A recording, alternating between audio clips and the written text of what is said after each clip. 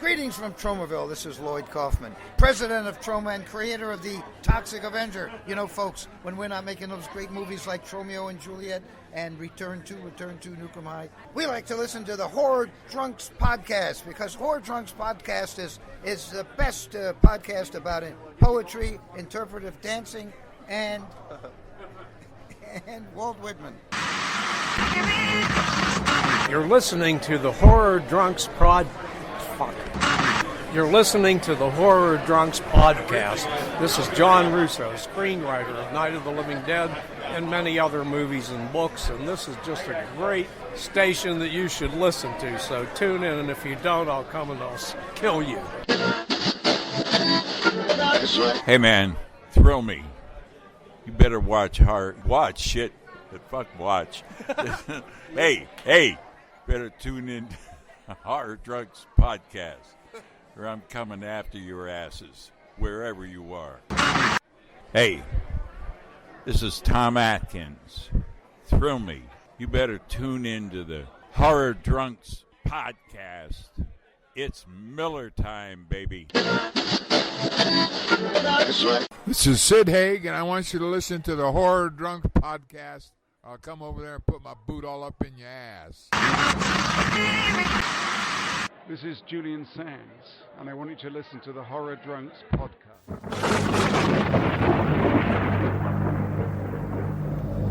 There'll be food and drink and ghosts, and perhaps even a few murders. You're all invited.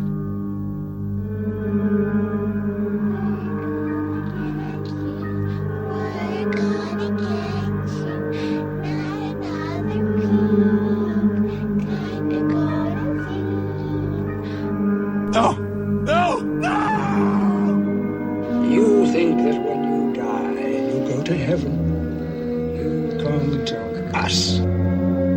You're crazy. No, I'm dead. Plain and simple. Long life the near flesh.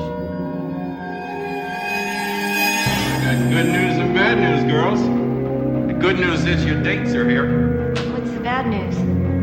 They're dead. Your mother raised my son!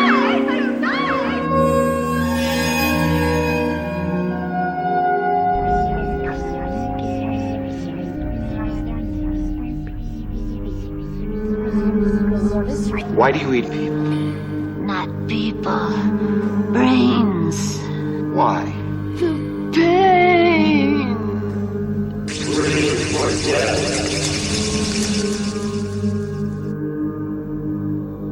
What do we do?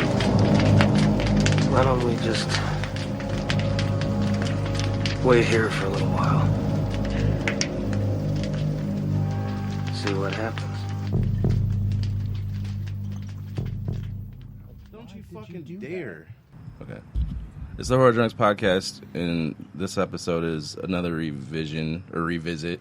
Yeah, another sequel. Another sequel. Slashers Part 2. Slashed harder. Slashier. Damn near killed him. That didn't work this time. No, it didn't work. That was a rectum joke. That worked last time. That was a good one. And you guys have to do the heavy lifting because I'm fucking hungover. So. Don't we usually? What, really? But yeah, give your T-shirt back. You guys start talking until I get a buzz. I just think we should sit back and enjoy each other's company just for a little bit. That's what we've been doing, right? No, we haven't enjoyed any of it yet, but I think we should start doing that. Make it a tradition. Do you want to do the slasher history again? Again? Well, I mean, I think we pretty much covered everything in the first episode. It mostly starts off with as early as the silent era with Hitchcock's The Lodger. Paulini did Waxworks, and one of the segments of that is about Jack the Ripper. Yeah. Flash forward to... Did you say forward? Flash forward. Forward. I'll have to rewind the tape. Said forward. Talking about golf clubs now. I mean, since we've already, pretty much talked about this theme, do you guys just want to, say, one of our favorite slashers? I wish that there would be, a good slasher revival. Yeah, I'm so wanting one. There have been some decent titles in recent years, like Hatchet was all right, and Laid to Rest was pretty cool, but nothing has come close to the Blood and Thunder of the 80s. No, I'll say they seem to come out like a couple a year nowadays instead of like just the flood that we got in the 80s, and none of them seem to compare. No, they're more in the vein of the like the meta slasher bullshit that Scream stirred up. Right, or now they're just going like more vicious and brutal. Yeah, and it's the Hostile Saw effect. Yeah, like nothing, but nothing has like that campiness like the 80s did. And like when they do try to do those nowadays, they just come off bad because they're trying too hard. Victor Crowley is a pretty cool slasher character. I really wish that the writing in those movies was a little better because that character was pretty cool. Yeah, I was going to say, like, the whole idea of him just haunting the swamp, that's kind of a unique take. Yeah, I really dig the first Hatchet, but that second one is, like, a big step down in quality and, like, a total departure in style and tone. Yeah, and then part 3 seems to kind of step it up a bit again. Yeah, it's better, but it's still nowhere near as good as the first one. I've been really happy with Arrow for bringing a lot of lost 80s slashers to the front, Yeah. like with Mutilator and Blood Rage and stuff like that finally coming out uncut on disc has been really exciting. Yeah, and I think Madman is another one they're coming out with soon. Yeah, that'll be cool. I've never seen that one. You never seen that? And I really like The Gate, so... The Gate? Yeah, it's by the same director. Oh, okay. It's got Jennifer Wright in it from the nude chick in The Wall, Pink Floyd. Right. Yeah, I've heard a lot of people speak highly of it, that it's like just kind of a weird, zany, like almost comical slasher. There are a lot that I didn't love on an initial viewing that I've rewatched over the years that I've liked more, like The Dorm That Dripped Blood and The Initiation. Yeah. A couple of others that just like, the first time you watch it, it's like, but especially The Dorm That Dripped Blood is one that gets better for me, like, every time I watch it. After the first viewing for that one, I thought it was okay when we watched it for the podcast, and then I ended up watching it probably about 4 months ago, and yeah, I liked it more. I think knowing like the whole who did it and then watching for that throughout the movie helps it out a lot. Slasher is all but dead, especially quality ones. But for like a solid 10 years plus, it was basically the life's blood of horror. It's what got horror through the 80s, and like the fucking like the home video market was. I mean, it seemed like walking up and down the horror aisles of mom and pop video stores, it was all slasher movies. Yeah, because there were some that I just never even noticed, because, like I told you guys before, like my stepdad's video collection, he had a lot of the mainstays of the slashers and like the occasional like one of that I've never heard of, but like, yeah, there were still a lot that weren't in there that I did see at video stores. I'm editing all that out because it's boring. Who cares about Edit yourself out. You're boring, fucker. So, top 100s, I guess. Yeah, might as well jump back into that. Dive. Where are we at? 60? We're at 59. 59? Yeah, we stopped at 60. Okay, cool. Go first, Randy. Ravenous, Ooh, 1999. I wanted to put that one in. I love that movie, and honestly, it should probably be higher. It's one of those ones that, like, I painstakingly and begrudgingly stuck in at that level, but it's just because there's nowhere else higher to put it for me. But it's almost perfect, really. It's really funny and dark, and the score is trippy. The score is fantastic. Yeah. It's amazing. The acting is phenomenal. Lots of my favorite actors in there. So David Arquette. Yeah, because this is one that especially David Arquette. Yeah. This is one that you've championed quite a bit, like over the years, and that's one I need to add to my list. Oh Jesus, Scott. I know. Yeah, like, I've seen a lot, but there's still a lot that I haven't seen. Oh yeah, I've talked that movie up since it came out, and I'll continue to do so. What's your 59? 59, that would be Pumpkinhead. Nice. Keep away from Pumpkinhead unless you're tired of living. Scott. And then my 59 is... Say what you mean, Ed Harley. House on Haunted Hill, the original. Good. 58, I have the fantastic Jose Mojico Marin's Coffin Joe film, This Night I'll Possess Your Corpse. Coffin Joe, something about I don't remember the thing they used to say. I don't remember something. It's about a guy named Joe who just had that horrible.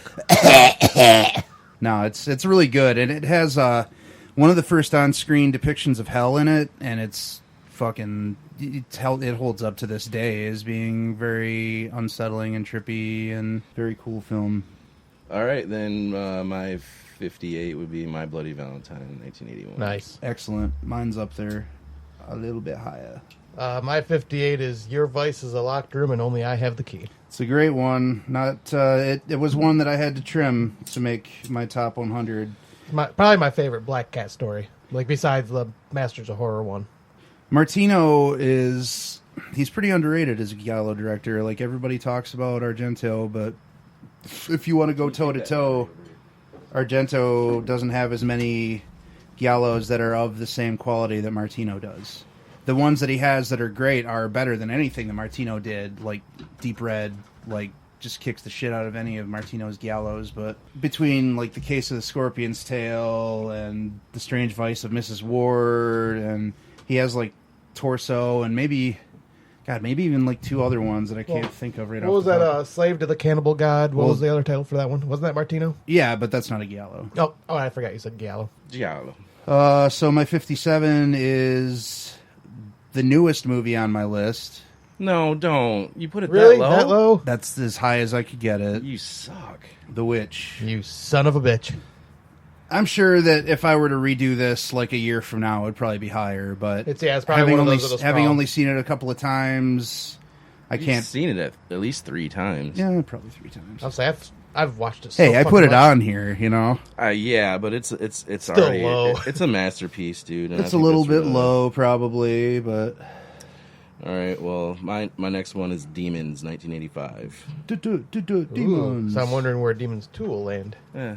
Maybe it's not on my list. Maybe you guys talked me out of it. Your Demons is higher than mine. Mine was 65.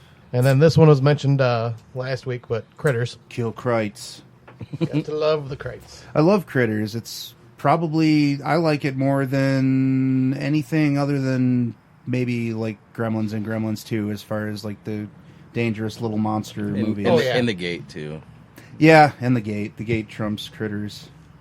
Honestly, none of those movies even made my list. Oh, what about Ghoulies Go to College? You love that one. I do, but not more than Critters. But I was gonna say, like, I wouldn't even consider The Gate like a little creature thing. Yeah, they have like just the tiniest little part to do with the movie, really. Right. Like it's almost like saying that Life Force is a zombie movie, but you know. Life Force is like a shitload of movies. Yeah, it's a shitload of movies. Yeah. What's yours, Randy? My what? 57, I think it is. I already said The Witch. Then I said Demons. Oh, so it's 56. Okay, so 56, Exorcist 3, Legion. Fucking Brad Dourif's performance in that, Jesus Christ. Yeah. You got me wondering because you've already said it's better than the original Exorcist, so that means that the original's not on this list. No. Whoa. Oh. That's crazy. No. Okay. Didn't make the Sacrilege. And I just thought the part 3 was a little bit more talky. But you said that was the good thing about it. I mean, it is. It's basically a dialogue-based movie with a couple of really good, chilling moments, but, like, the dialogue is incredible. And seeing George C. Scott and, like, Brad Dourif go head-to-head is really something. Cool. My next one's Demons 2. I told you they're interchangeable for me. They're pretty much the same. He ain't lying. And then for me it would be The Gate. Sweet. I wanted to put that on here so badly. Like, it's written at the top of this page, and I couldn't fit it in anywhere. Yeah, after that rewatch last week, I had it added in. Like, it was so The Gate's good. another one of those movies, like Life Force, that's like a few different things like rolled into one really effectively. My 55 is Sleepaway Camp. Nice. That's mine too, 55. Oh, really? Yeah. Wow. Weird. Sweet. That's never going to happen again. I think once we get down to the top 10. Yeah, that might. Yeah, we might have some more serious overlap toward the top 10. My number 55 is Lords of Salem. Cool. Very trippy, underrated zombie film. I haven't finished it yet. My favorite Rob Zombie movie by far. Well, he didn't direct it. Mm-hmm. He did? Yeah, he directed that. Oh, I thought he was just... Oh, okay. Well, it makes sense, and that's why his wife's acting in it. Yeah, so that's why she's the main character. Yeah, of course. Because no one else would hire her, probably.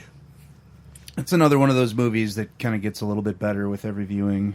Yeah, it's just like you were talking earlier. It's just like one of those trippy type, really trippy films and unsettling. And then, like, whereas all of the other films of his that I enjoy get less good with each viewing. Like, I can barely watch House of a Thousand Corpses anymore, and Devil's Rejects is kind of